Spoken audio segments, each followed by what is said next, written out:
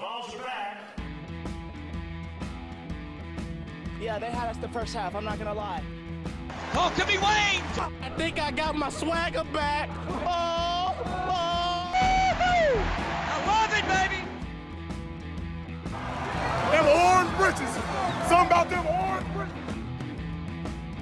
Tennessee wins! Spotted by Tennessee, Jawan Jennings. Jennings makes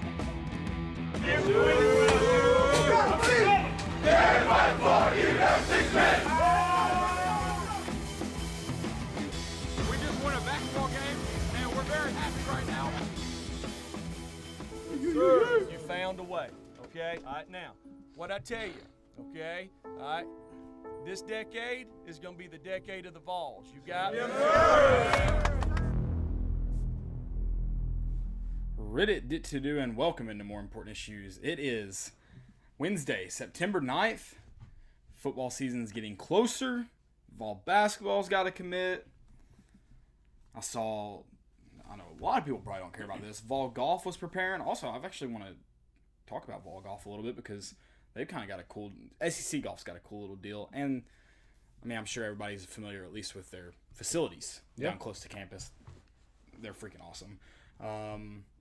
Man, it just feels good. It feels like everything's getting back to normal. There was a plane that landed on the highway today. I said everything's getting back to normal, all right? You don't have to take us back in it. Well, at least boats aren't burning. There's no boats burning, but Tuesday or Monday night, a guy tried to steal a boat. Oh. Yeah, in Knoxville at Volunteer Landing, I believe. So I think it was near Volunteer Was it Landing. Florida man? I think we can call it a Florida man. I think he was a local resident, but I'm certainly open to making it Florida man. Yeah, I'm not against it. Definitely Florida man. But yeah, we're getting closer. We are going to be talking about the Jahmai Mashack commit. He committed yesterday to the Vols, big 4-star. That's exciting. We're going to be talking about football quarantine and what this season could look like in terms of COVID. What it could be. Saturday would have been interesting had there been a game. Yeah. Here's the thing I got to ask, though. Would all 44 of those, and they didn't even say that all 44 were missing because of contact tracing. They just said 44 were missing, some due to contact tracing. Would the contact tracing still be in place on a game week, or was that precautionary?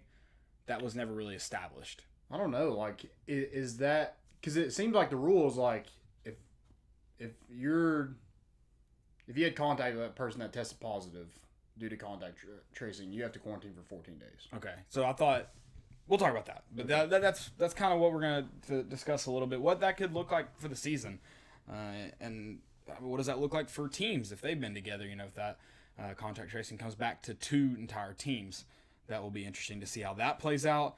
I'm going to be talking about some of the questions, more football-related questions that come into the season. Obviously, there's a lot involved with the things that are out of control or out of everyone's control. Mm-hmm. But we'll certainly be talking about what the questions on the field that will be happening. Then we've got some college football. Big Ten trying to get back in on the action. I say no. You made your bed. You got to lay in it now. And I've got a rant that I got to get off my chest. Okay. Let it out, man. Dude, freaking maybe Michigan. Maybe unzip that a little bit. Just let it out.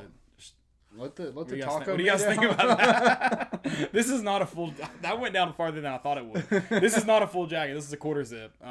But that looked like it could have gone farther. Almost my belly button. That's like a half zip. Yeah, that went pretty far. That was your whole chest was out. I love it. And then we've got, if you got any questions, we do have a segment dedicated to it. Drop them in. If they're related to what we're talking about, we'll certainly get to it as fast as possible. If we don't, though, hang on.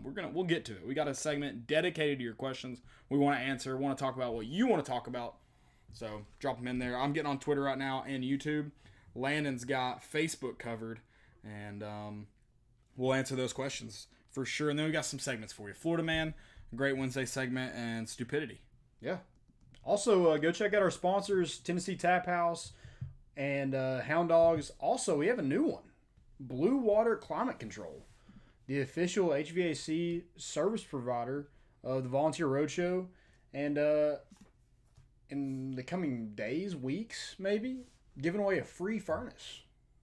That's awesome. Yeah. So wow, shout out to Blue Water. Yeah, so stay tuned for that. Go create your account on volunteerroadshow.com. That'll put you in the drawing for that. We'll give you more information when we have more information. Yeah. But go do that. You'll get all of our free content, all of our shows. I'm a big climate control guy. Yeah. Big climate control guy. 68 degrees year round. Oh. Yeah. You're one of those. Mm-hmm. Dang. A lot of people are upset with me in the winter, but Yeah, you're an ass. no, because it's a warm 68 in the winter. Yeah, but it's hot. Or it's Cold, Yeah, it's cold. but it's a warmer 68. Whereas in the summer, it's a cold 68, Yeah, and in the winter, it's 68's warmer than 40. that's true. I think I like to sleep with. Apparently, you sleep better in the cold. Science says I'm right. Oh, I do. Gotta have that fan going. Yeah, for sure. But yeah, freezing cold, maybe not. That's what they say. 68's not freezing. No, I know. But I'm saying like freezing cold and like super hot. Which one would you sleep better? I feel like I'd sleep better in the hot. I think scientifically, I think you sleep better in the cold. I believe. See? But I do agree. Some of my best naps, I've woken up sweating. Yeah, So I do. I see what you're saying, but I think you're just running in you're exercising in your sleep. yeah, maybe I've got it backwards, but I think you're supposed It's to. all that chest hair, man. It's making you sweat. Keeps you warm. It's good. It's the perks of being hairy. It's hard to get stuck in a sticky situation in terms of cold. But no, I think science says you sleep better when it's cold. Yeah. Somebody can correct me if I'm wrong about that. I don't know, but that's why we got blue water. Why you got blue water? You control the climate now. We're talking about things you can't control.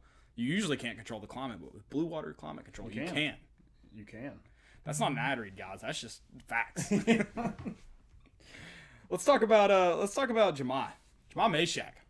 Yeah, 4-star small forward out of Rancho Cucamonga, Yeah, I don't have a good- California. Don't have a good. He's from one for this one. California. 6'5", 190. Commits to Tennessee over Arizona, Oklahoma, Arkansas, Texas, and Colorado. Per 247 Sports, he's ranked as the number 43 player, number 9 small forward, and number 3 player in the state of California. Just a solid athlete to add to this class. You already have Kennedy Chandler. Next year you don't know who you're going to get back, but if you do lose Keon Johnson, Jaden Springer, possibly Victor Bailey Jr., possibly Josiah Jordan James, you probably have one of the best freshman backcourts in the country. You would think it's going to be up there. Yeah, That is the good news. You talk about you do talk about the unknowns, and there are some unknowns. You expect Keon Johnson to be a one and done for sure, and then some of the guys that are gone. Pons will be gone. Fulkerson will be gone. Anasicki, who I expect to be a pivotal player for this team, will be gone, which you do only get him for 1 year. But you do bring in Kennedy Chandler and now Jahmai Mashack. It should you look at 2021 should be, assuming you hang on to these guys and you're gonna have a lot of scholarships to be able that you can fill next year. Bring in a good class, and I think 2021 will be. I don't think you'll see a big drop off. No, I think you're at the number 19 class, only 2 commits right now. Commits to Tennessee without taking a step on Tennessee's campus. I'd want to get the hell out of California too. Exactly. To be fair, Yeah, exactly. Especially right now. But I just think that's wild because how hard it is to especially an 18-year-old kid to try to convince him to move all the way across the country for a year, 2 years. Yeah. 4 at max. Right. But with this kid, probably it's less than that. He talked about the family environment, though. He loves the family environment and really feels it with this team. That's got to help a lot. Yeah, I think it goes to show this coaching staff knows exactly how to recruit. They're selling a vision of this program. And these guys, I think you mentioned it last night, guys aren't coming here just to play basketball and move on. They want to win. Right. They come here to win. Mm-hmm. And so I guess just from that 2018 year to now, it's just been a huge overhaul with this roster. Right, and this year could have been a rough year. You kind of got saved. It was rough, but you did get saved by Santiago Vescovi coming in and really elevating that backcourt. We'll see. It should be a pretty straight shot up from here. They're doing a lot better job recruiting. Bringing Kim English in has obviously elevated recruiting. You've got guys on the roster now that should have no problem producing, especially in the SEC. I think we had 0 top 100 players in that 2018 team that was number 1 in the country, and now we have like I think 4 on the roster currently, and then we have 2 committed. So yeah, I think that'd be right. 4 on the roster because you brought in 3 this year, right? Yeah, so Josiah Jordan James, Victor Bailey Jr. was a top 100 player. Okay, so do you have high school? Do you have 5 then? And then you have Keon Johnson, Jaden Springer. Okay. So Corey Walker wasn't? Corey Walker, yeah, that's right. Okay, That's 5. right. Yeah. Okay. I forgot. I keep forgetting about him, and I don't. It's amazing. I mean, it's amazing a guy like that can't get lost in this class because you Yep. have guys like Keon Johnson, Jaden Springer, and then Corey Walker. Probably those 2 guys are. Keon Johnson's a starter. Jaden Springer could be, may not be, because you do have a guy that did get a year under his belt in front of him. That helps. Corey Walker, though, would probably start on most programs in the country. Probably won't for Tennessee. Yeah. I can confidently say he won't for Tennessee. But yeah, this is just a huge commitment, getting a kid all the way from California. And then kind of what's next for this recruiting class? I think, and something I've wanted for years, is a dominant big man. I would love to see Tennessee get a dominant big man. I think you seem to really answer every question you need to for the backcourt. Can you go and get a true rim protector?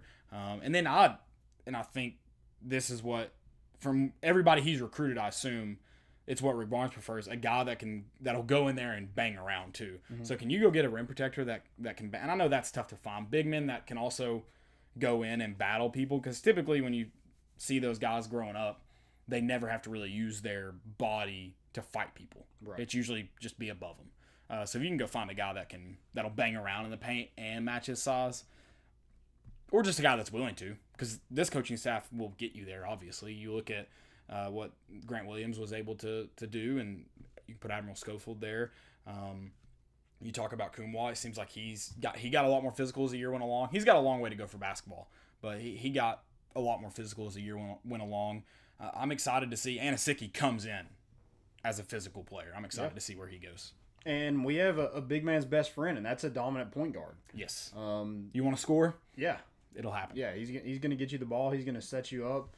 Make sure you have easy looks at the basket. So who does Tennessee look at? There's a couple names that Tennessee's has on their list. The number 5 overall player, Jabari Smith. The number 8 overall player, Caleb Houston. Ryan Mutombo is the number 79 overall player. And then Charles Bediako. Sure. Yeah. He's the number 22 overall player. He's at IMG Academy. Those are the names Tennessee's kind of been linked to. So I would like to see him kind of at least get one of them. Right. Or get one of them. I don't really have a preference on who it is. Having Ryan Mutombo would be cool. Yeah. Yeah, I mean, that would be very cool. Yeah. That's how tall is he? He's 7 foot. 7 foot. Okay. I want a 7-footer. You got your 7 He's footer. 6'11". 7 foot, 6'11", same thing. Yeah, you're splitting hairs at that point. Yeah. You got your 7-footer. That's all you asked for last year, and you got him. You even got him eligible. Yeah. It took a while, but you got him. That kind of sucks for him, especially. I mean, yeah. At that point, well, he'd already redshirted. Never mind. Right. I was going to say not red, but he had already. That was even dumber. Never mind. You get it. NCAA's dumb. That's all. That's all I got. That's all I got to say about that. Mm-hmm. So do you have anything else for like what's next for this team? I guess recruiting wise, this basketball team. Need a big man. That's it. That's it. That's all you go got. get a big man. I mean, I agree. You can't. Because like Perfectly you said, Fulgerson's gone, Yves Pons is gone, EJ Anasicki's gone. You don't have a proven guy. You have some guys on that roster, but nobody last year just was like, okay, yeah, he's gonna be good. Right. Like you just don't know. You hope the development. I hope Kumwal's that guy, and then I guess Corey Walker could be one of those guys. He is a freshman, or will be a freshman, I guess. So you don't know, but I guess you hope for him, right? Yeah, and the track record, like those guys are gonna be good players. Right. That's just what Rick Barnes and the staff has done so far is get guys prepared to play in the SEC and compete. And so I think Urosh will be fine. I hope He's so. gone. He's got a ways to go, but he's gonna be a guy that'll be here till his senior year. So I'm excited to see, like you said, the track record this coaching staff has developing players. I'm excited to see where he goes. I'm not willing to count out anyone on this team right now. Yeah, definitely. I haven't given up hope for anybody. Trust the process. Yeah, for sure. Let's jump to some football quarantine. What'd you call it? Quarantine. Yeah. There you go. Quarantine. Let's talk about this quarantine because you had a full team in quarantine. Yeah. Which isn't good. It did hurt. They wanted to scrimmage on Saturday. Weren't able to do that because of it. Just I guess real quick. So 44 people sat out, mostly offensive players. So obviously it's the offensive groups that have been affected by COVID. 44 sat out because of contact tracing. Jeremy Pruitt said 7 or 8 tested positive, so that wasn't the entire group. Not 44 players tested positive. I guess we haven't heard yet because they won't know for a couple days if they're able to, or if they do have it or did have it. But they are practicing in Neyland tonight, so it kind of makes me think they're getting a good chunk of those guys back tonight. You would think if they're going back to Neyland, they're going to try and scrimmage, right? Yeah, I would think so. Which that's good. I mean, that's because Saturday Pruitt was kind of upset about, I guess, just not having his team 3 weeks before kickoff. Right, and a couple of the things he said is he said it's been hard to practice. They may only get around 22 practices in camp. They're allowed 25. And with everything that's happening, days they're having to take off, or already have had to take off, they're only going to get about 22 practices in. He said some guys have already missed 14 days. So it's definitely been difficult to get guys as prepared. You thought you were going to be able to take advantage with, I think it was almost 40 days from the start of fall camp till the season, close to 40 days. And you had 40 days to get 25 days of practice in. It's obviously been made tough by COVID. Yeah. I just think, like, Pruitt was upset about that, and he's also upset that there's a different set of rules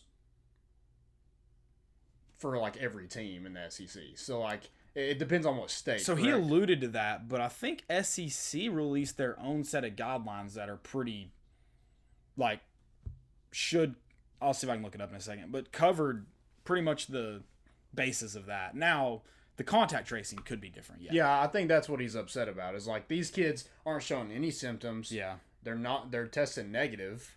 Right. And then it's like they're still having to quarantine for 14 days. Yeah, the 14-day thing is frustrating, but I don't know if I think when you are exposed, I don't think it's an automatic 14-day quarantine. I think it's set like 7 until you can get tested. Okay. I think. Or when you show symptoms or something like that. Gotcha. So I don't think it's 14 days anymore. It used to be, but it may be different football. I don't know. I think they do need to remember it's probably good that it's mandatory because you don't want your whole team to get it. Like that, right. That is not something you want to happen. So when you have a group that has it, if you're able to identify them and have those guys out that have been exposed, at least until they can enough time to get tested, then I think that's probably, I understand it's frustrating. I 100% agree with him, but it's probably a good thing because you don't want your whole team to get it. Right. But you don't even know really what you have if you're not able to practice with everybody. Oh, yeah. It's going to be tough. So, like, yeah, I mean, they wanted to scrimmage the other night, but, like, if you're only scrimmaging with 60 players, you're missing 44 or however many you have on the roster. I don't know exactly the number. But that's a big chunk. They had one scholarship running back practicing. Yeah. And it was Ty Chandler. The rest were out due to injuries or contact tracing or whatever. I mean, that's difficult. And that's difficult for one guy to get all those reps. Then he's beat all the crap, and then he's having to come back and do it all again. Right. So, I mean, it's definitely – it is going to be tough to run everything. It's an adjustment. You got to adjust, and it's going to tell a lot about how well coaches run their programs in terms of it is you are going to have to adjust every single day to everything going on if you want a season. I mean, yeah, and because it could be as simple as not having a season. It's a good thing we're not in the position we were in 2017 where we had zero depth, and kind of zero talent also. Right. But I mean, at least like this year, we have some backups that can be key contributors. We have guys with experience that won't necessarily be a starter. Because I think the starters will probably differentiate throughout the season. Especially with this contact tracing, you're probably not going to have the same starters every single game. Right. It definitely could change that a lot. It'll be interesting to see how they handle it. So the teams like Vanderbilt and Arkansas who have like zero depth anyway, It's going to be even tougher. yeah, that sucks. Yep. And I think about the redshirt rule. How many guys are going to actually, which I guess the year doesn't count. Never mind, so that doesn't matter. But yeah, you would definitely, some of these guys that maybe weren't going to play any games might play 1 or 2, and the guys that they wanted to just play 4 games are probably going to play more than 4. It will be an interesting year to see how exactly everything is handled day to day, week to week. I don't know. Yeah, I mean the good thing is like you're gonna have to get everybody ready to play an SEC schedule, not just the first and second team. Everybody's gonna have to be prepared to play because you just don't know. Right. It's wild. I'm trying to see if I can find the guidelines for the teams that they need to follow. I'm really just seeing guidelines for fans. I'm not finding specific guidelines for teams. Someone might have tweeted it out on Saturday or Sunday when this was a thing that was being talked about at the moment, because that was when Tennessee was experiencing it.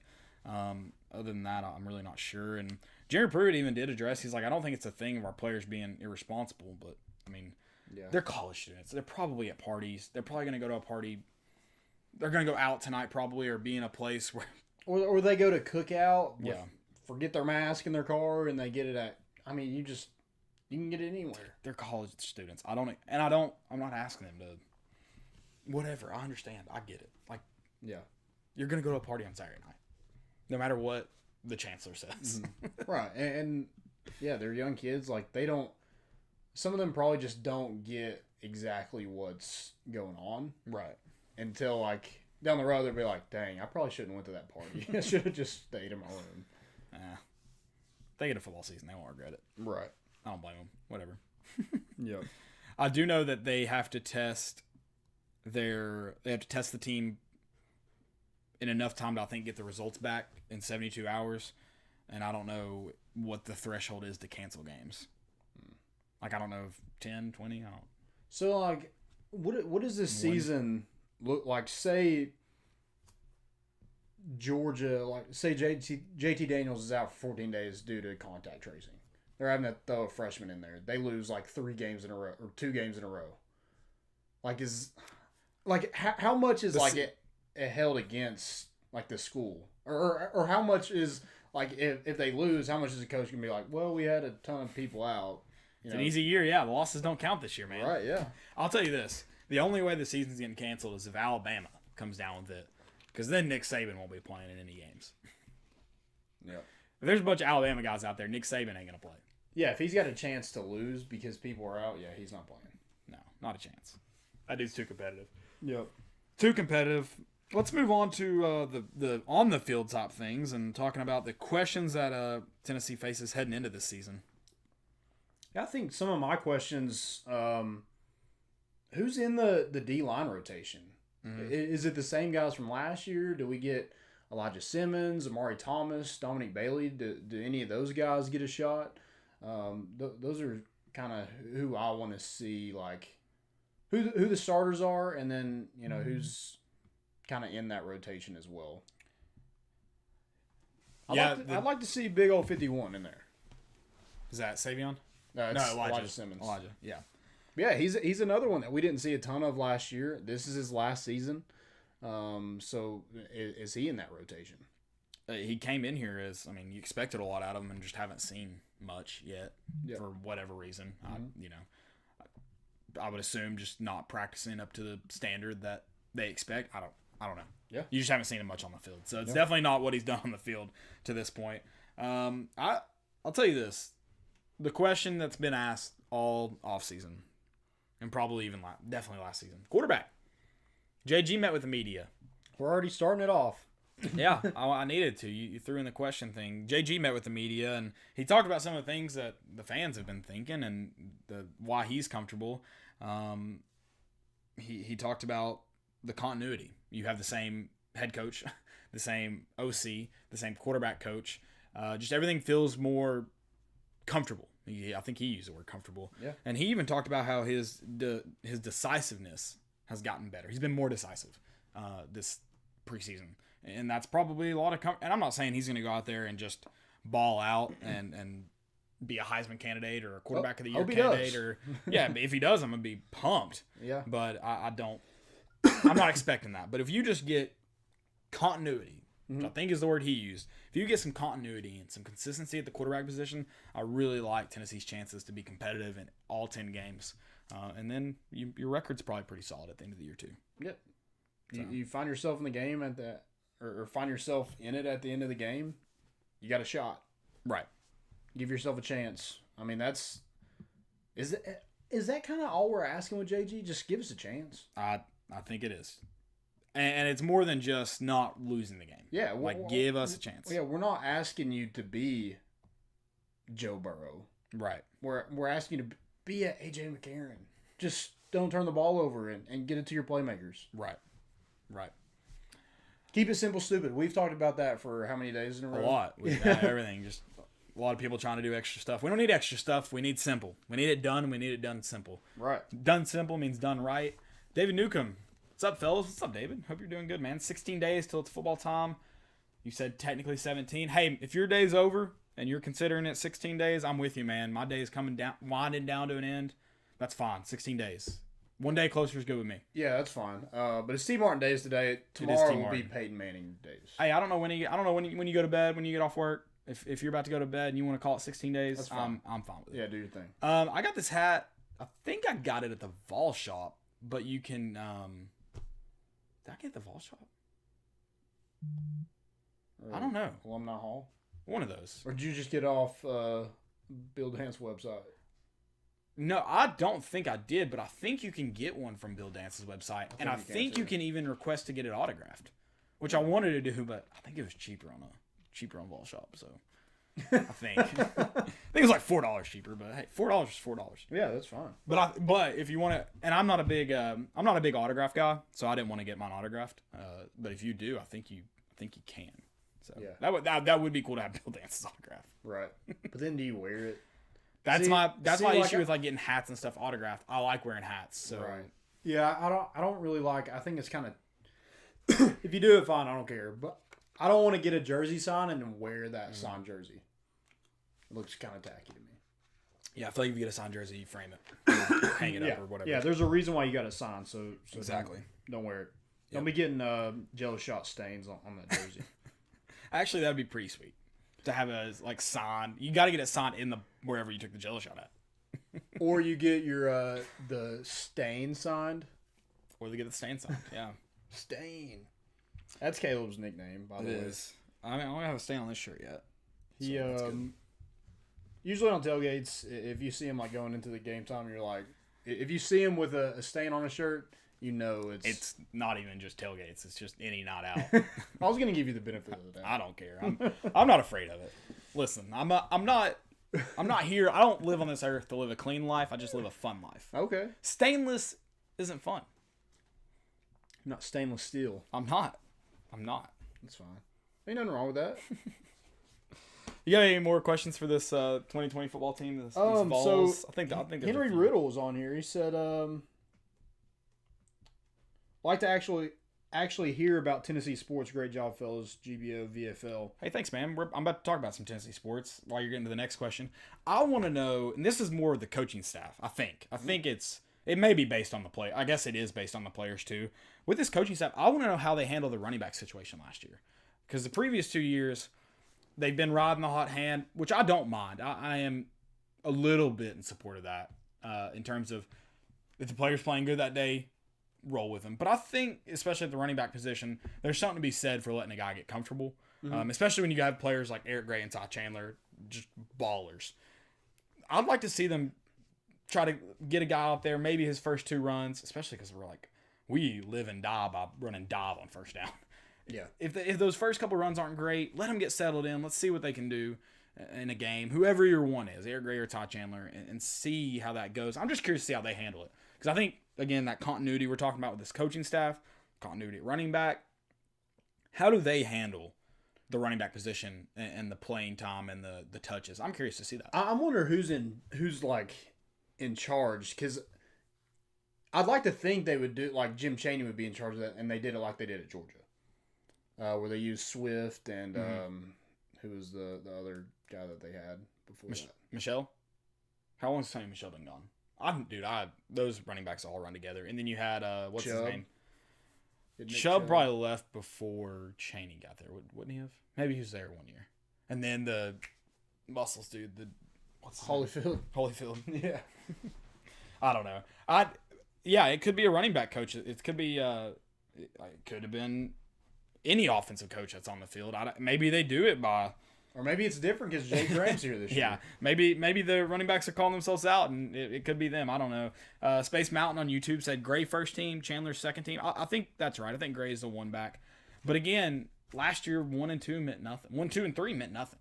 And Todd Chandler's the one practicing right now. So if he's the only one there, he's going to be first team. Right. So I don't know. I'm just curious to see how this coaching staff handles it. You mentioned Jay Graham now as the running back coach and not David John. Does that change something? I don't know. Curious. I do like the running backs that I've like spoken to the media have talked about Jay Graham's like attention to detail a lot. So I think you'll see a better group of running backs this season. Okay. I just think like they mentioned like little things like where your eyes are when you're in the backfield. Just something like so small that probably like a linebacker probably doesn't look at that, but the one time it does, it makes a huge difference. Yeah, I'm excited about the running back position. Definitely interested to see how they handle it, but I'm excited about that position group. I don't really have anything else for I mean, there are some questions I have for this team. We've asked them on and off this entire offseason. 17 days or 16 if you're David Newcomb or me. I'm about to go to bed. I'm tired. I'll say 16. Okay. Henry Riddle also asked, y'all going to any games this season, fellas? I'm not. Well, right now I'm not. I'd like to. If you got a ticket, Henry, I'll take one. Right now I'm not going to any games. I told Lan, and we talked about this. I think I've said it on the show. I think I'm going to try to kind of enjoy the difference of the football season, getting to watch it with my friends, even the home games. It'll all be SEC games. You don't feel rushed. You're just kind of hanging out. Like you don't have to get somewhere at a certain time. You just like get somewhere. And when the game's on, you watch it, and then you can go home. So I'm just going to enjoy something different this season. I would, because of all the differences that are happening, especially in Neyland, I'd like to attend one game. I think it'd be fun, just to kind of see what it's like. But I am going to – it's seeing the I am someone who plans my entire fall around Tennessee football. Exactly. I don't go to weddings, for home games especially.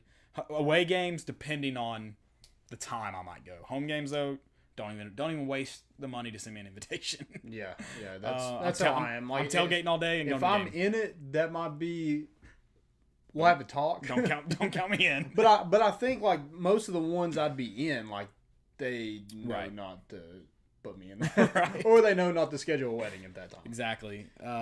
So yeah, like I said, home games I usually plan my entire year. Season around. So I'm just gonna, while I will miss it, I'll definitely miss not going into Neyland, miss pregame with Pride of the Southland, miss them running out of the tee, which you won't get anyways this year, miss Rocky Top 150 times, miss pissing in the troughs and that nasty smell. God, it smells so good. It's what football smells like. Yeah. You miss all the things miss a smoky dog. I don't really eat hot dogs that much, but I at least eat. I probably some games I'll get 2, so we'll call it. I'm guaranteed eating like 14 hot dogs a year, and they're in Neyland. 14 of those are in Neyland. So you miss those things, but I'm gonna make the most out of it, and I'm gonna have fun regardless. Yeah, absolutely. And I actually got the email to get tickets, and we told them to just move it over to next year, just because like it was actually like we're in ZZ 11. They're putting us in YY7, row 5, and we're in row 3 usually. So kind of worse seats with 25% capacity. Yeah, and your dad I talked to your dad today. He said, like, if game 1 they decided to no longer do fans, you'd lose your donation. Yeah. So I didn't want to lose any money on that. So Right. just move it over to next year. We'll enjoy the tailgate. Like I said, Henry, handing out tickets. Yeah. You know where to find me. Yeah, I'd like to go to at least one, and I would like to try to sell them, but dude, there's no way those tickets sell for $400, $500. I wouldn't think so. Especially It's a lot of money. We'll play. Well, most of the home games are good this year because Arkansas and Vanderbilt are both away. Kentucky Kentucky's in October. It's not gonna be a freezing cold game. They might sell for more than normal, but it's not gonna go for 400. We don't have our home game. It's a pretty good lineup now that I really think about it. It's tough. I mean, if you slip one to Missouri, you could go winless. Missouri is home. Yeah, hopefully you beat Missouri, but you got Kentucky, Florida, Alabama, and Texas A&M. We're gonna need some lessons from Peyton Manning on piping in music, noise. piping in crowd noise. Yeah, we need some lessons in that. Let's go college football. Let's talk some more about college football. I actually have some more questions. Oh, okay. Sorry. Roll them in. No, you're good. So one of mine was like, what freshman wide receivers are actually impactful? Jalen Hyatt for sure. Right. But who is? We've heard some good things about Callaway, Holiday, and Wadman. Do we see a lot of them? We've heard a lot about Cedric Tillman over the past week. Is he solidified himself as a starter? Mm-hmm. So I guess who's going to be impactful and who's going to be the starters? Because we've heard good things pretty much about every single receiver. So who's going to be the three, and then who are going to be the ones in the rotation behind them? Yeah, I think Weidman's got to be up there in the rotation. I'm curious. I don't know where D. Beckwith. I don't know what position he plays exactly, but I think you're going to see him on the field in some, especially with Austin Pope being injured this preseason. I think you see D. Beckwith in some capacity. Doubt it's at wide receiver, but I'm not willing to say no. Right. So who am I leaving off in that? Again, maybe not a wide receiver, but Jimmy Holiday. Do they have a package for him at quarterback? Yeah. Kind of like a Wildcat package? I mean, think it's possible. And he's got to be what if you're at the point where you don't have any quarterbacks due to contact tracing like you were at running back this past week? Yeah. Hey, Jimmy, you're the emergency quarterback. You got to go in. Right. So, yeah, it's going to be interesting to see kind of – I think even though, maybe those three guys start, mm-hmm. it might not have been, your starters if, everything was normal. Right.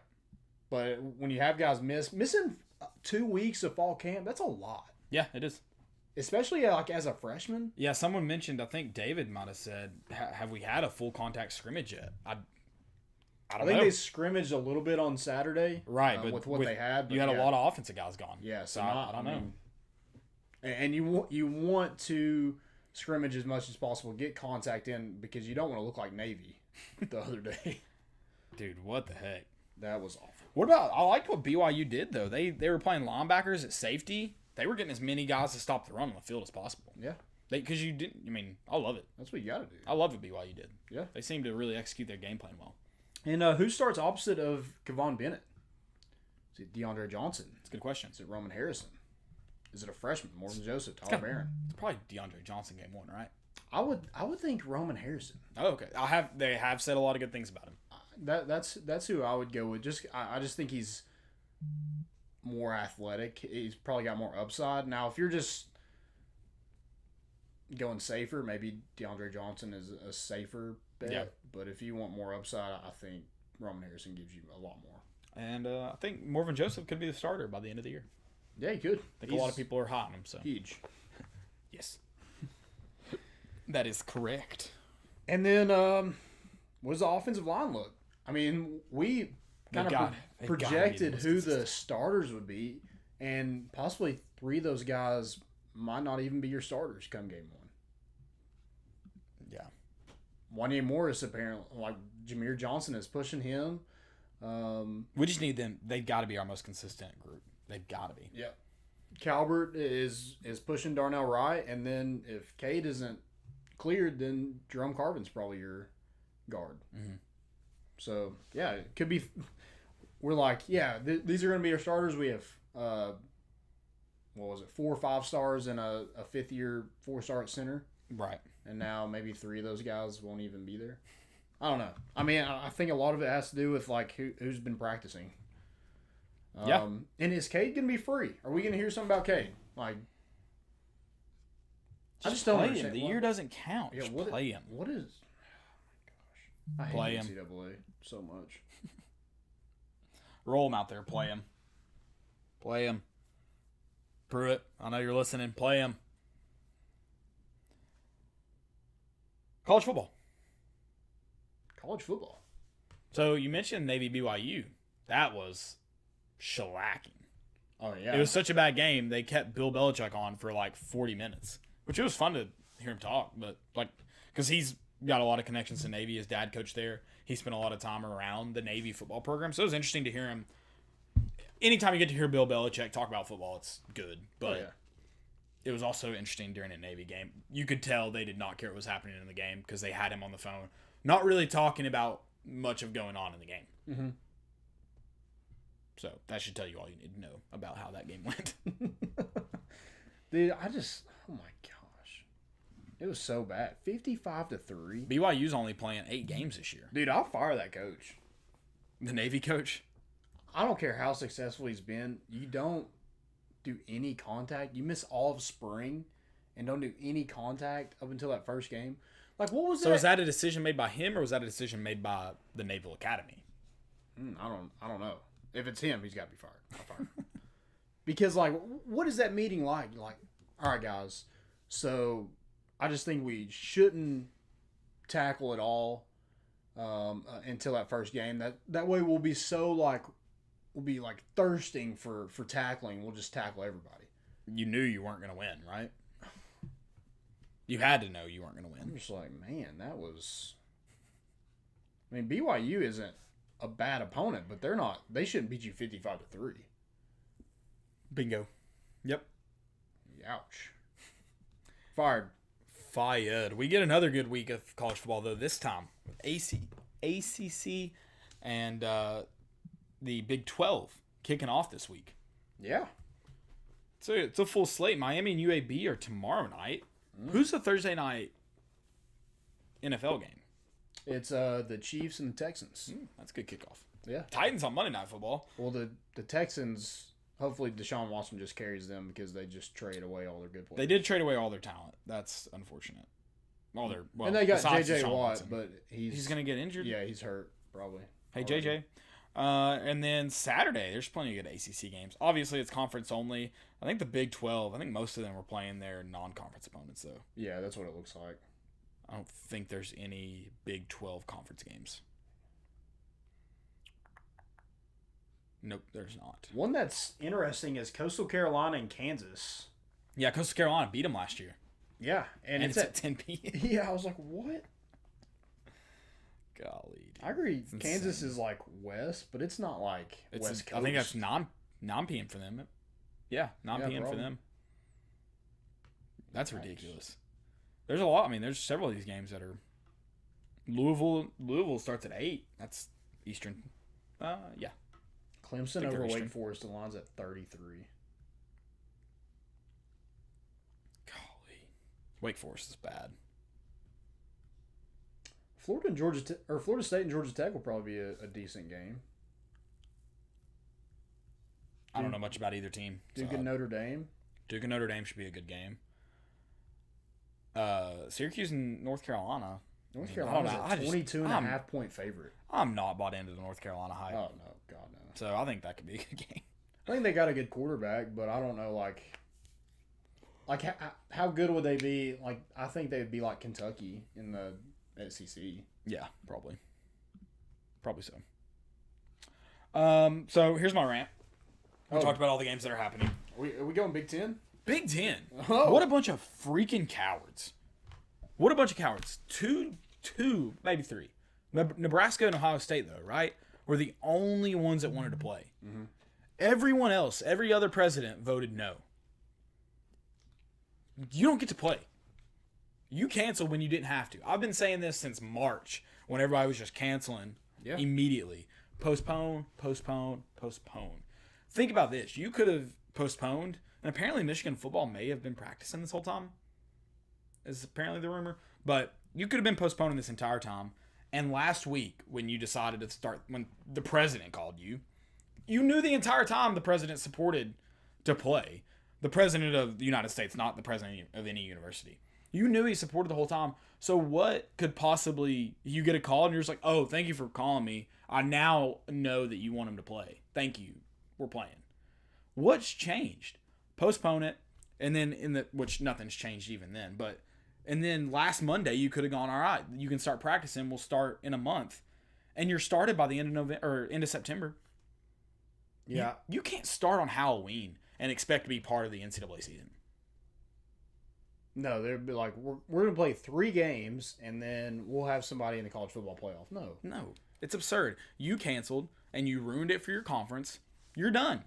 You made a dumb decision. You have to live with it now. Yeah. And I don't get, like, it seems like I guess the football coach is different than the presidents, but they were mad because they're like, we didn't even vote. Right. And that's another issue is apparently they didn't even vote on it. Yeah, and then they have a vote later on, and it's... Well, apparently they're supposed to vote yesterday, and then apparently they're supposed to vote today. Curious to see if they're supposed to vote tomorrow. But apparently a vote was supposed to take place, and it hasn't yet. Oh, because I saw where something, it was like, maybe this was just like a soft vote. It was like who's in and who's not. Apparently some guy tweeted out that there had been a vote. Apparently there hasn't been. Oh, well. But canceling it too. All these programs you've been practicing, you've been on campus working out, and when football teams, especially Division I football teams, are working out, they're practicing since June. So you put all these players at risk since June, but now it's too late, or now it's bad, you need to cancel. No, they're idiots, dude. They're all idiots. Everyone in charge is idiots. I feel strongly about that statement. And honestly, like, I don't really care because no one wants to watch the Big Ten football anyway. The only thing I care about right now, I'm with you. I don't care that they canceled. I care that they canceled and now they want to come back. Oh, no, you don't get to do that. Yeah. You made a terrible decision. You have to live with it. Well, I think they thought, like, oh, we run this, so they thought everybody would follow. And the Pac-12 was going to do it anyway. Right. Pac-12 was in a really crappy situation in terms of their states out there. Right. But Pac-12 apparently wants to come back in like or I guess around Halloween. No. Yeah, the other conference was like, you don't run me. No. They don't. You don't get to make decisions for everybody. That's not how it works. NCAA could have made decisions for everybody, but they left it up to the conferences. Yeah. No, Big Ten, you made your bed, you got to lay in it. Yeah. Sorry, we don't want to play. We don't want to see Iowa and Northwestern end in 7-3. And Ohio State doesn't get to make the college football playoff this year. So, sorry.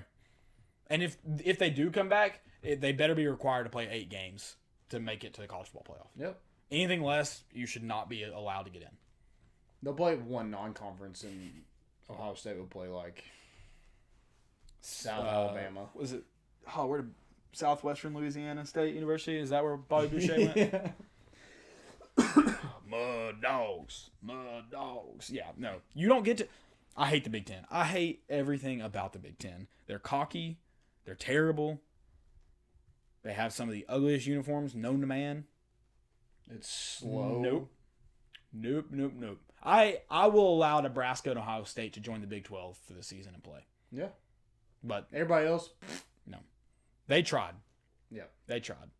But yeah, Michigan's the day before they canceled the season, Jim Harbaugh came out and was like, with our medical team and our president and our athletic director, we laid out this plan that we feel really confident in, and then they canceled.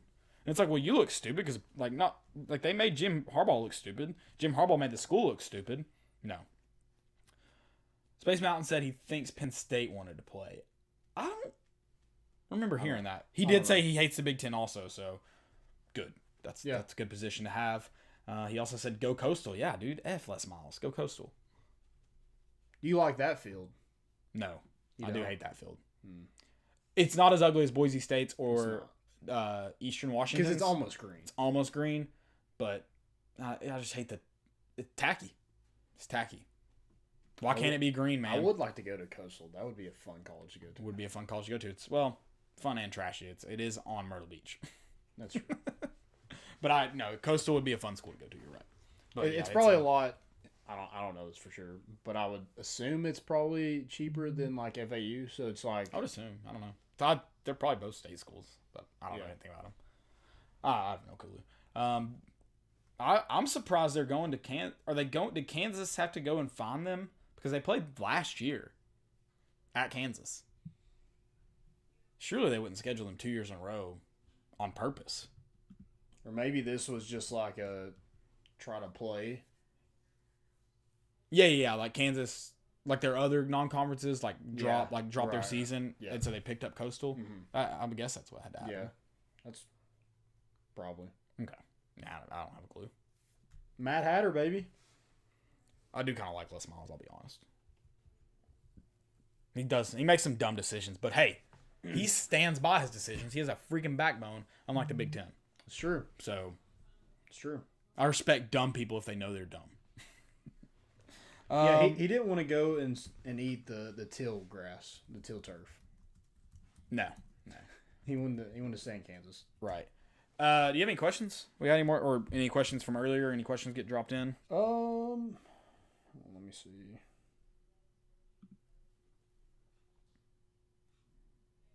Thought we did. Ashton Hill said, "How will the Vols do against the Gators?" That's gonna be interesting. That's the last game of the season. 1-0 in December, baby. That's all I know. I mean, I think a lot of this is just week by week, and see what happens. I just don't know. I just there's a lot of unknowns still, but I think it's definitely worth trying to have a college football season, and I think we will get through at least half of it.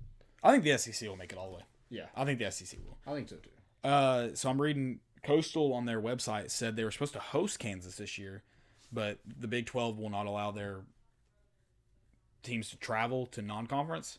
So they're going to Kansas this year and then coming back to Coastal in 2021. Oh, so they paid them to come there this year. I'm sure they're paying this year. Last year or next year, nobody will probably pay anybody. They'll just travel, I'd imagine. Yeah, I don't know. That's pretty cool. So I guess it was supposed to just be a home and home. Now it's going to be a home and away. Okay. Yeah, 2-1 now instead of 1-1. Well, I guess they can't. Because the funds are gone, they can't get Snoop Dogg in the basketball arena anymore. I had no clue that was going to happen. Do you know who Snoop Dogg is? See, Definitely. You know what Les Miles would have said? He'd have been like, I thought he'd get the crowd pumped. Yeah. He would have been like, oh, I didn't know. Yeah, I didn't know me." who Snoop Dogg was. He would have been like, it's Snoop Dogg, man. He's electric.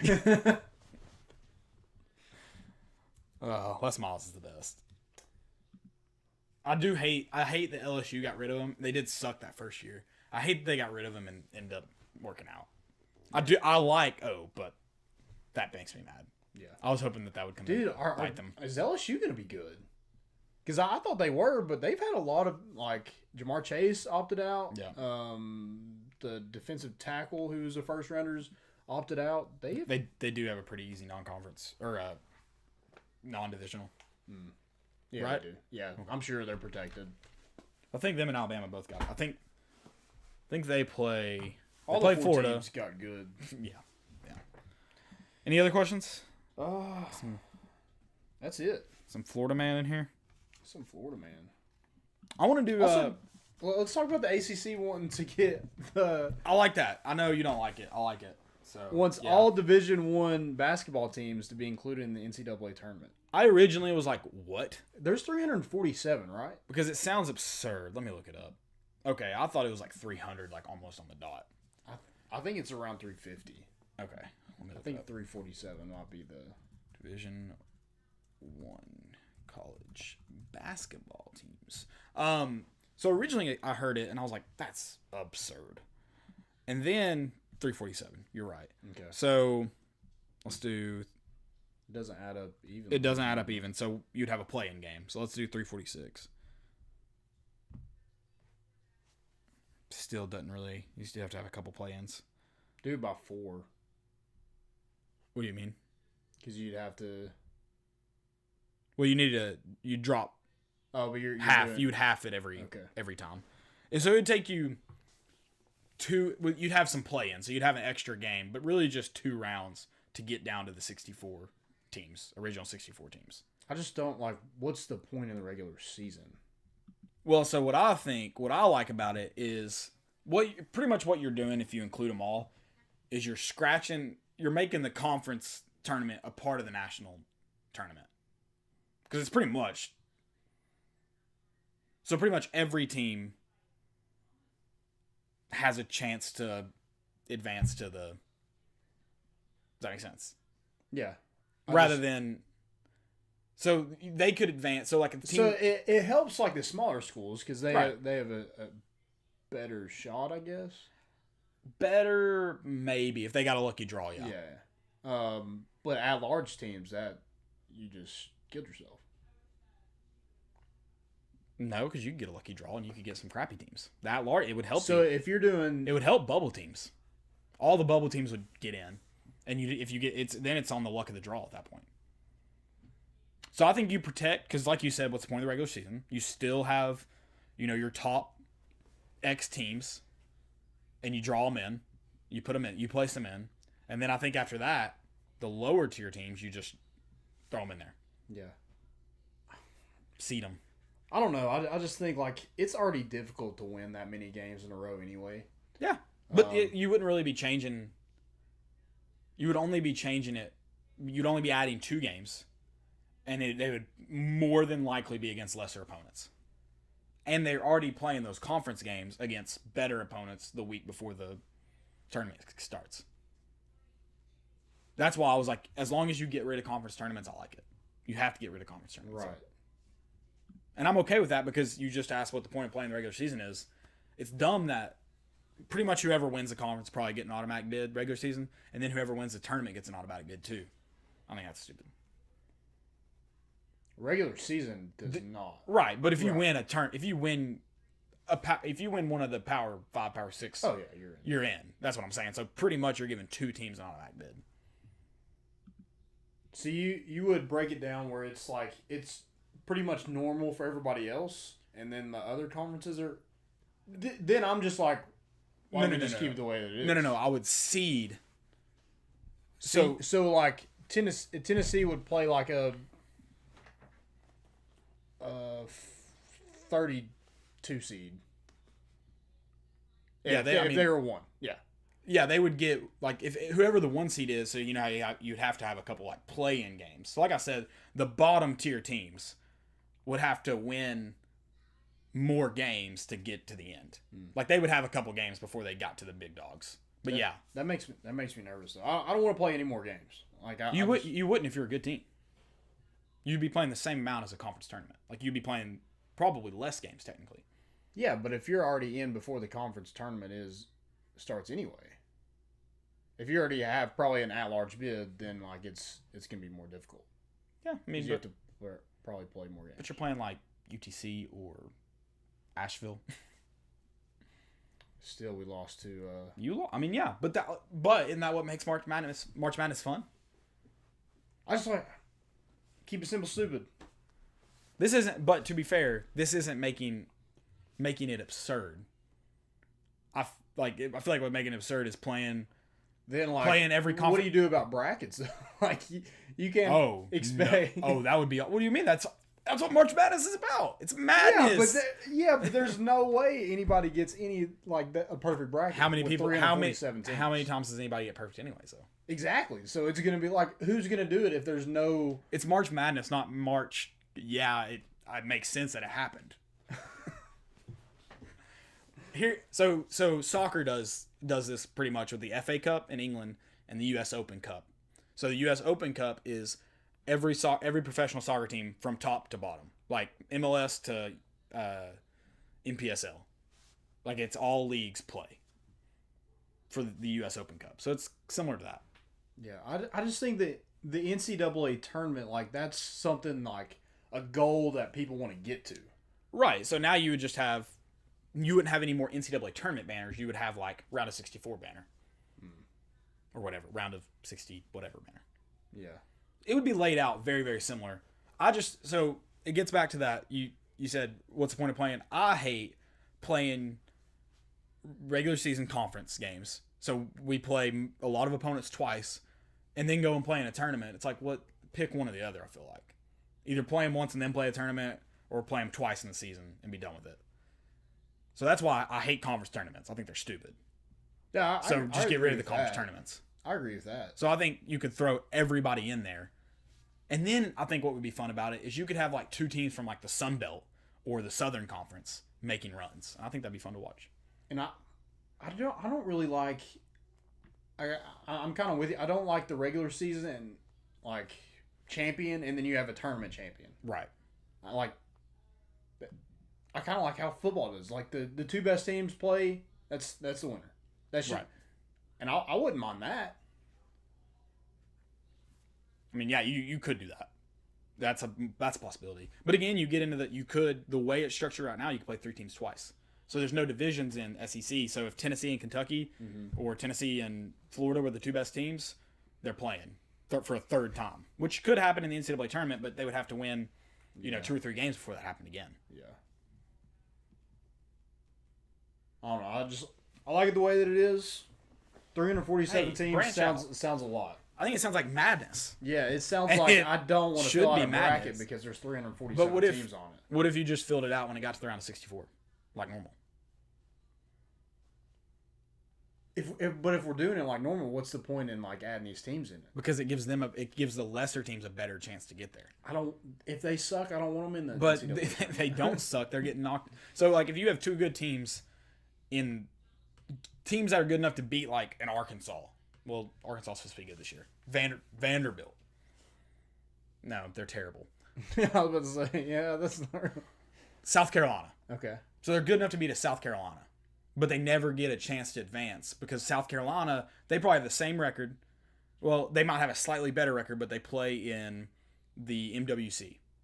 So they have a slightly better record, but South Carolina's going to get that bubble. They're going to be first ones in. MWC team's going to be a first one out. Well, now they get to play head-to-head for that. That's what I like about it. And all those bubble teams, you're not just going like odd. You're not like playing. You're not going eye test on them like, oh, that bubble team from the Pac-12 seems like the better bubble team than the SEC. Throw them in. Now they're both getting in and they're fight to the death. I just like if what you're like, you want to get rid of conference tournaments, correct? Yeah. In this case, yeah. I think you could just get rid of them anyways, but yeah, in this case. Okay. So is that what they're saying? I don't know. I don't know if or the they SEC just is want to do proposing all that. like That would be incredibly stupid if they just. I agree there. Okay. If they just want to, if they keep it how it is, but add the 300 teams, that's stupid. Okay. But if they get rid of conference tournaments and do it, I'm all in. Yeah, I don't necessarily hate it. I just think basketball, especially football, you can't do stuff like this. You can't get creative because it's a grueling sport. You can't play that many games, and it's underdogs happen, but nowhere near as much as basketball. Whereas basketball, throw 5 on the court, and if someone's shooting lights out that night, they're gonna win. But does it also make it harder for the like lower like a UTC or something like that? Because if they did make it into that 68 team tournament, they'd only have to play a certain amount of games. Whereas if they make it in with 347, they have to play more games. They have to win more games. Right. So it would make it harder, but it's kind of if you're the better team, it's like how 1 seeds get buys, 2 seeds get buys, stuff like that. Like, okay. Yeah, you're getting the blessing of being a better team, or a better program, I should say. Yeah. Just like in, I guess it doesn't happen in college sports as much, but like high school sports, it happens a lot more. The one, you get buys in district tournaments. Right. So, yeah, I mean, I don't know. It's definitely not, there's no way it's perfect right now, but I think it'd be interesting to see it drawn out. And then you're going to have blowouts. You're going to have 40-point losses. But I think for every 40-point loss, you're going to have an underdog beat, an SEC opponent or an ACC opponent or Big Ten. Do you think if there was more like 16s beating a 1, like they'd be more like inclined to do it?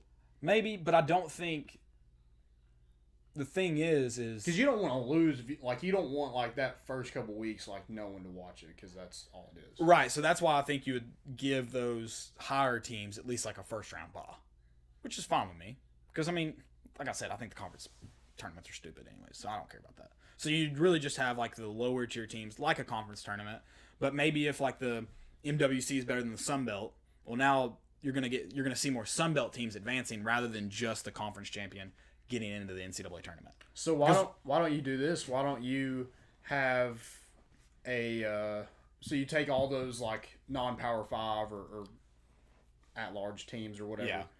You like the 2 best ones in the regular season, you take them and seed them. Yeah, you could. And you have a tournament and then like the final 8 or so, like you save a spot in those 68 and they get in there. So what I dislike about that, what I dislike about that is you don't get those bubble. I want to see a way to get some of those bubble Power 5, some people say to Power play 6 in one, basketball. like some of the best. Well, to have a chance to advance. Like maybe they didn't have a great regular season. They started coming on in the postseason, but you know they don't get the automatic bid in the conference championship, so they don't get to keep playing. Mm-hmm. Like they lose like 2-point game to 1 seed Kentucky or Florida, and they don't get to keep moving on. Well, now they'd at least get 4 games before they see one of those. The 1 seed could lose before they see them, so now they're playing a 3 seed instead of a 1 seed. It just creates, I think, more like, I think it dilutes teams more, and it just makes it insane. I mean, madness. It definitely would be madness. I think it dilutes it a little bit more when you have them all playing in the same tournament rather than like playing to get into a tournament. I'm also interested in like what that looks like money wise. Like, see, I think conferences won't go for it because you have to get rid of the tournaments, and they're not going to get rid of conference tournaments, right? Because it's a moneymaker. Yeah, it's pure money. Yeah. So yeah, you would see, I think, a lot more. I think you would see less 1 seeds. Like right now, you rarely see all 1 seeds in the Final Four. You would never see all 1 seeds in the Final Four. No. If you had 357 teams. No. Because they would get knocked off before then because the team's going to get hot. It takes one team shooting lots out for a week to so like this would never happen, and I'm surprised the ACC really wants this to happen. I think because they get more teams in. Like the ACC would dominate. Right. Because you have bubble teams that aren't getting in because of another bubble team. Then you risk like you probably don't like your best teams probably don't. You risk it. Yeah. But you definitely get more teams in, and it shows how, because last year I think we were talking about how, I think it was last year, maybe 2 years ago when Tennessee had the chance to get, or SEC had a chance to get like 7 or 8 in. We were like, you could see 10 ACC teams in. Yeah. But obviously that's not going to happen. Right. So I think it's just interesting it'll be fun to see if it gains some traction, to see what, I just don't think it ever happens because I don't think the conferences are willing to lose the money. That's where I think that's where it stops. I don't think they'll get rid of the conference tournaments. Yeah, it's too much of a moneymaker. And I also if you have conference tournaments, I'm with you. I don't want to see I think that's just, it's too many if you have conference tournaments. Yeah. Now, what could make it interesting that conferences might buy into is you could have like conference host sites. So it'd pretty much be the same thing. So like you could split it up regionally. And so you have like the southern region would play in Nashville or whatever. And that money could go to the teams that could afford it, like the SEC teams. Now, if like Knoxville was like a regional host, and that could happen. That would be cool. That could happen. So, and then, there's going to be some power brokers in play, like the NIT, I'm sure makes some money from the NIT tournament. Or so maybe you have some of those maybe like the one or the top seeds can host those first couple games. Yeah, that'd be cool. That'd be cool. So I don't know. It'd be interesting to see if it gains some ground. I'm with you. It is working, so I don't think I'm not saying abandon the NCAA tournament because it does work. But I think it's interesting to see it and see what happens. And I think it's possible, but you have to get rid of the conference tournaments. Yeah. That has to happen. Right. Florida man. I'll go first. Florida man threatens to destroy everyone with army of turtles. Florida man is behind bars after screaming obscenities and threatening to destroy everyone with an army of turtles. The suspect, Thomas Devaney, Lane, 61, faces multiple charges of breaching the peace, misusing 911, and resisting an officer without violence. Lane was yelling obscenities constantly, calling himself the Saint. saying his turtle army will destroy him and stating that they would all see what would happen in an hour. Which I would like to... If turtles are going to do anything, they're not going to do it fast. So, like, putting a turtle on a timetable is a dangerous game. Yeah. Be there forever. Yeah. Police say they received 7 calls, that's a lot, about disturbing the peace at Sunday at 3 different locations. So, I think it's like is it a paradigm? Is that the right word? Where no one calls the police like a car accident because they think someone else will call the police. So to get 7 calls, a lot has got to be going on. Be like, yeah. I've got to call the police. Right. 7 calls is a lot. At some point, Lane even entered the police department and proceeded to yell at the dispatcher while pounding on the walls and glass, screaming, "My army will be here in an hour." He left the building, so he left, then calls 911 while at 7-Eleven and threatened the dispatch officer. Reports state that he told the dispatcher that he needed to leave now or you will all be sorry that you effed with the saint. With the Saint? The Saint. Oh. Yeah, that's a big words from Turtle Man. Yeah. Jeez. Turtle Man. I don't know if that's what's the Ninja Turtles dude's name? The rat. Splinter. You think it's Splinter? Think he got Saint confused with Splinter? Do you remember Turtle Man? Turtle Man was a show. Oh. He was at Yee! Wait, is that like a YouTube show? No, it was on Animal Planet or something. I don't remember that. He used to like dive into ponds and would get out these big snapping turtles. I do know what you're talking Turtle about. Man. Yeah, I do know what you're talking about. I never watched it, but I know. So that wasn't him. He's not the Saint. That's just. I'm not willing to say no, but I don't think so. Gotcha. Yeah, he'd be like live action. Yee. So mine is short. I don't have the story for it. Oh, the title will just grab you. Yeah, it is. It says Florida man. He's wearing a shirt that says "Who needs drugs? No, seriously, I have drugs." T-shirt, and was arrested because he actually had drugs on him. So he's not a liar. There's something not for false advertising. Something to be said about the honorable people in life. Yeah. I mean, I don't think you need a story there. I think that spoke for itself. Yeah, he didn't lie. The officer's like, this guy can't have drugs on him. Let's check. Yeah. Oh, we got him. That was easy. That's amazing. Do you have stupidity besides that guy? I think I have one. Yeah, I do. It's the Washington football team. So their logo. Have you seen their logo on NFL.com? Yeah. Why is it not just a W? Why is it a W with like a block? I have no. It looks so tacky. I have no clue. So they have a picture of Adrian Peterson, and said he's ready. They released him, didn't they? Yeah. 19 hours later, they released him. Oh, so at least it was before. Okay. Yeah, it was. That's good. It was before, but like you need to talk to 19 hours. Yeah, you need to talk to the front office staff before you release that one. Yeah. Ouch. Went to the Lions. Okay, I didn't know he got signed. That's good. Good for him. Shout out that he still wants to play. That's awesome. I thought I had one. Well, I mean, I don't know the stupidity. Oh, okay. Here's one. Fire officials say that a smoke-generating pyrotechnic device used during a gender reveal party is what caused the San Bernardino county's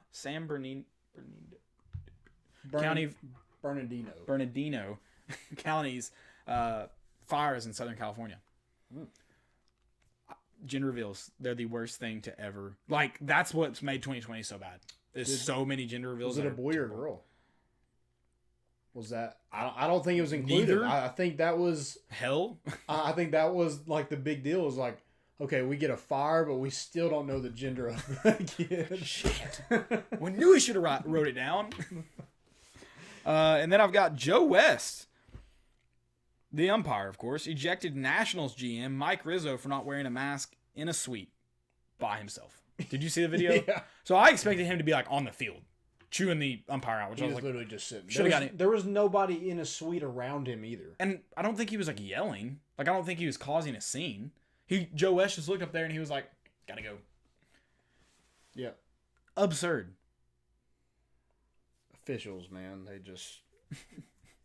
I'm usually like, I'm a part of the belief of just wear a mask, like it's the rules. But to stop a game for a guy in the third balcony section by himself. What? And like, and I don't think he knows what's going on. No. And he like is taking a drink. He's and just stuff walking like around, that. hanging Yeah. out. He's like, why is this game? Why are you pointing at me? Oh, hey, security. Like, Yeah. dude, Joe West is a moron. Yeah. Let's see if we can get any more power hungry than that. Right. Don't think I have anything else. I don't know if it's stupidity. Where's it at? Nope. I have a good question, though, that was put out on Twitter. I don't know if you saw it. This is not a stupidity. Somebody asked, if you were put in charge of a random, that's the key, random college football team tonight, and they made you coach, like you're making all the decisions. It says, this is what it says, like actually making important on-field decisions and call timeouts, etc. Are you winning a single game or not? I could definitely be a Butch Jones coach team. I said we're beating Vanderbilt. Oh yeah, 100%. I just thought that's interesting because it's like, I would play, so I would beat the Big Ten. there you go. Better than Big Ten. Yeah. I think it's interesting because I think there's a lot of variables. Like, do you have good good coordinators? Do you have a good staff? Do you have a talented team? Are you playing a 10-game SEC schedule? Or are you playing non-conference opponents? Are you playing Missouri State this weekend? Because I think if I walked to Norman right now and coached against Missouri State, yeah, I think I could win. Yeah. So, again, a lot of variables. I think it's interesting to ask. Because I think a lot of people also don't. Especially if you've never... It's not even really... Because you could have played like high school football and not know how a program really works. So I think a lot of people would be shocked. I think it would be more difficult off the field. Yeah, like, to me. I think that's where people don't... Like, Lane Kiffin, a perfect example, did not know like recruiting and all that stuff, had no clue what was going on. Past that, some of the things that go into meetings, team meetings, like you're going to have a team meeting every day. Every single day. No matter how... Like, yeah, and you got to come up with something to say. you got to figure it out. Yeah. They got a notebook there waiting for you to talk. But yeah, I mean, I think there's going to be a lot of things that people just don't know happen that you've got to be prepared for and you got to figure out. And dealing with injuries. If you're the head coach, like, you better know everything that's going on. In practice, everything is mapped out to a time. Yeah, and like you're not calling plays in practice either. Like, you're in a meeting with your staff and you've got every play you're running. Mm-hmm. Every formation. And like you said, every minute, like at 2:04, we're going to this. Yep. You could probably go by increments of like 5 or 15, but you get the point. Right. So yeah, I think it's just, I think it'd be a funny. Yeah, because I mean, most of them, if they're priced, most of them got to get to like study hall or a class. I'm all for a reality TV show where in the spring they just draw a name, pick a fan. Like, good luck, buddy. And this guy had a follow-up tweet. He said, no, you go in cold. I'm not even telling you how to work the headset, what the key codes are, or what the meeting schedules are. You just got to find your way. Like, you got to be like, I want to see some of the shock when people find out that you got a coach's meeting at 6:30. That'd be a great, like, virtual reality video game. See, I want it real. So, like, I need like it real. Grand Theft Auto, just picture, like, that map, but, like, you're in charge of, like, a whole program. See, I want it real. I want somebody to be like, congratulations, you just won. Tomorrow, show up to Anderson Training Facility. Oh, yeah, what time? You need to be here by 6 a.m. What time can I leave? Not before midnight. Yeah, oh, yeah. I mean, that's... Especially, like, unless you're at, the Power 5 level, you're not in coaching for the money. No. And even them, a lot of them aren't necessarily... They got to where they're at and are making the money where they're at, but... They didn't start there. And they're not doing it necessarily thinking, oh, this one's gonna up my rate. Like, they're doing it to win, flat out win. Oh, yeah. Obviously, the money, they're like, oh, hell yeah, I just got $500,000 bonus. But they don't think about that. I just signed a 5-star. If you're on the field thinking... Like, if we don't win this game, I don't get my SEC bonus. Then you're not gonna win. Like, it's flat. Like, it's just not gonna happen. Now, if you're smart, what about you get your first recruit and you're just like, oh. Now if you're smart like Butch Jones, you're working the buyout. You don't care about what your salary says. Oh yeah. You're worried about that buyout. Yeah. So, just like, I can do nothing and you're still gonna be able to pay me. You got to work the buyout though. You got to be smart. Yeah. In 2016, after losing to Vanderbilt, he went in there and he got that buyout worked. And then you just can tank and suck. Who fired their coach this week? Central Alabama? Is that right? Somebody fired their coach already this week. I love it. I hate when programs tank or people wait till they tank. We should have fired Butch Jones after Vanderbilt. Oh yeah. I hate that I defended him because I was like, no. I've changed my philosophy. You don't let once they show you a sign that they shouldn't be here. He was at that point. He was 1-3 versus Vanderbilt. Fire his ass. Yep. You're out of here. God, that's terrible. Especially with all that talent. That's the big kicker. Yeah. Especially with all that talent. Now Jeremy Pruitt, we remember that Vanderbilt loss. Yeah. But there was not like the talent from 2016 to 17 was. Well, he lost the East in 16 too after beating Georgia and Florida. Right. It was coaching malpractice. Oh yeah. It's different. A different situation. You remember like you said. You might have forgiven him for it, but you remember it. Yeah. Forgive but never forget. Is that what they say? Yeah. If you lose another Georgia State game, you're probably not here anymore. No. And I'm okay with that. Don't let the program tank. Yep. Guys, that's all I've got. Really appreciate y'all tuning in. We'll be back on Sunday night that'll be 13 days before football. Is that right? Something like that. Close. You get Depending on what time you get go to sleep. Yeah, depending on what time you wake up and go to sleep. We'll be closer to football, obviously. Excited for that show. We appreciate you guys joining us. Follow us on Twitter, Facebook, Instagram, YouTube, all that stuff. We're on the grid. You can find us. Yeah. Don't make sure you follow us on YouTube too. It's easier to post videos there. We do our little short scenes, like for example last night when Jahmai Mashack committed. We got that video up. So make sure you're following along there. Yeah. Hey, do you want to show off the chest hair again? One more time. Yeah. Just. Oh. I'm gonna go all the way up. You're now. gonna get Just people fired up in here. The people that are left, they're like, "Oh man, we just got a free show." That YouTube video is gonna get flagged probably for nudity, so I gotta be careful. That's all we got. We're bringing the boat in, and we out.